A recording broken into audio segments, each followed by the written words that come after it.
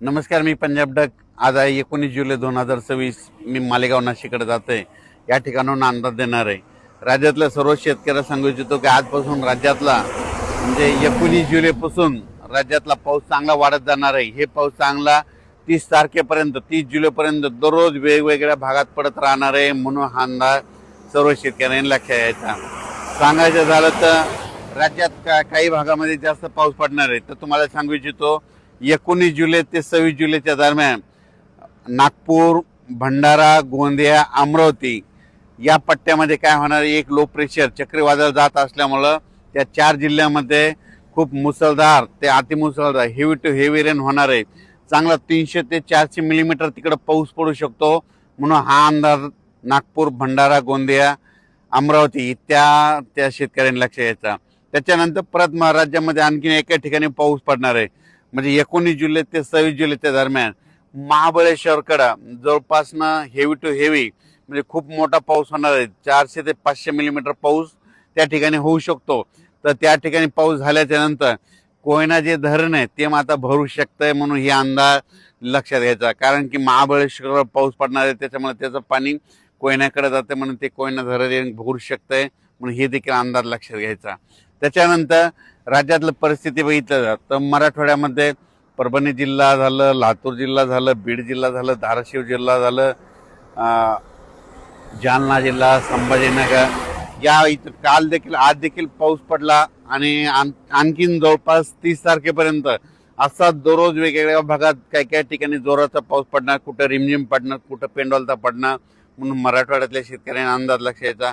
पश्चिम महाराष्ट्रात देखील काय होणार आहे, सांगली, सातारा, सोलापूर, कोल्हापूर, पुणे, त्याच्यानंतर अहिल्यानगर तिकडं देखील काय होणार आहे, हे जवळपास 30 तारखेपर्यंत 30 जुलैपर्यंत म्हणजे आज 19 ते 30 आणखीन 10-11 दिवस असा दररोज वेगवेगळ्या भागात पाऊस पडत राहणार आहे, म्हणून हा अंदाज लक्षात यायचा.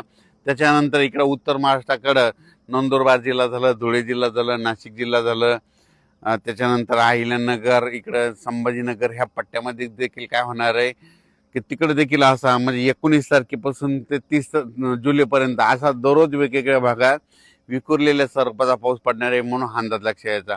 मुंबई पुण्याला देखील जोराचा पाऊस सुरू राहणार आहे, म्हणून हे देखील लक्षात यायचं.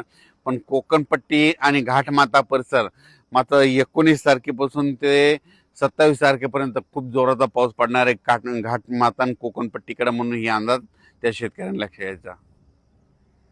तसेच नांदेड जिल्हा, हिंगोली जिल्हा, परभणी जिल्ह्यातला काही भाग तिथं, त्याच्यानंतर धाराशिव, लातूर त्या आणि बीड जिल्ह्यात जे भाग वंचित राहिला आहे त्या ह्या 5-6 दिवसामध्ये ज्या ज्या भागात पाऊस नाही पडलेला तिथं मग पडून जाईल आणि त्या भागातील शेतकऱ्याची पेरणी होणार आहे, म्हणून हा अंदाज सर्व शेतकऱ्यांना लक्षात यायचा. सांगायचं झालं तर राज्यात जवळपास आणखीन 30 तारखेपर्यंत 30 जुलैपर्यंत दररोज वेगवेगळ्या भागात पाऊस पडत राहणार आहे, म्हणून हा अंदाज लक्षात यायचा. पण राज्यात मात्र 19 जुलै ते 26 जुलैच्या नंतर इकडं नागपूर, भंडारा, गोंदिया, अमरावती त्या परिसरामध्ये त्या 4 जिल्ह्यामध्ये काही काही ठिकाणी अतिमुसळधार पाऊस होणार आहे, म्हणून हा अंदाज त्या शेतकऱ्यांनी लक्षात यायचा. आणि इकडं महाबळेश्वरकडे एक देखील खूप मोठा पाऊस पडणार आहे.